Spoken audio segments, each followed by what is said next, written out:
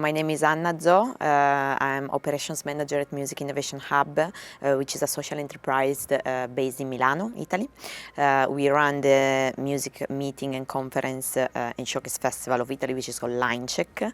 And we are also one of the founding members of this association, brand new association called Music Tech Europe, which gathers a lot of hubs, trade association, national organization that work in the music tech space nationally, and we gather them at a European level. For artists, well, so it really depends. Like, for instance, with Music Innovation Hub, I mean, we run a festival, so of course we work with artists all the time because I mean, we have to involve them, and we want to involve them.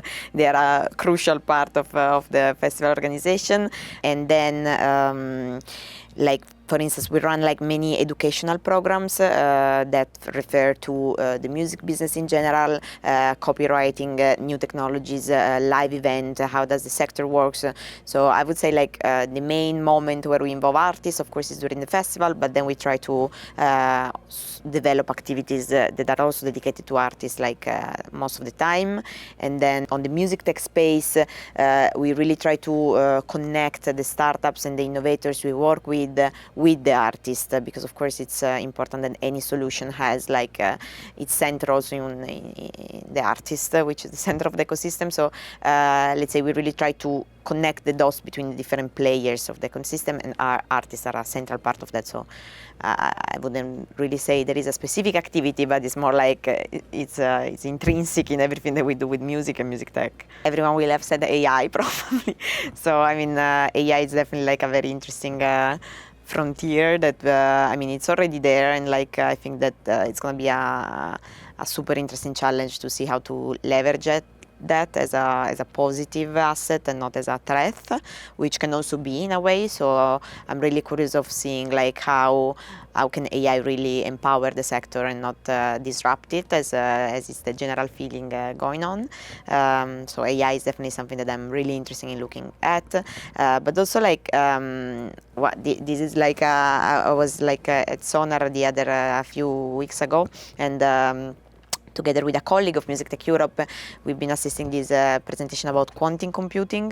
Actually, I haven't assisted that, but he told me about that later. And I think this is also a super interesting topic that we will be hearing very soon, like the applications of quantum computing both in the blockchain system and as well in the music production process. So that's something that, I mean, I don't really know about that, but I know that we will be hearing about that like very soon, so I'm excited to see what's going on in that space. I really feel like I really think it can empower and enrich the creative possibilities of musicians and artists. So like it's at different levels, because I see like a lot of for instance, like amatorial artists that use AI also as a way of making their production sound better, and that I think it's really it's really a value to have music production more accessible, and like quality music production more accessible through AI also to non-professional musicians.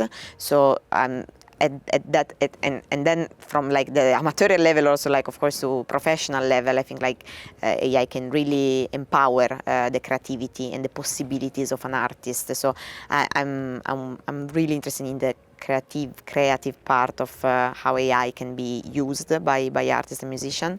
Of course, that has to come together with all the ethical and copyright and regulatory measurements that needs to be implied for making this like actually positive and not just like infringing any copyright or like licensing. So I really mean about like respecting like the intellectual property of those people who created the music that is used to feed and to train the AI. So it's not about putting limits. It's just like fair remuneration for those who have for the human component of the AI, because I mean we are always talking about human creativity as well. If that's employed, then it has to be respected and copyrighted. So I'm just talking about like not limiting regulations, but just like those. There are many startups that are already that are using like licensed material to train the AI they're working on. Well, but I mean, regulations is really like, for instance, in Italy now you cannot have an AI that doesn't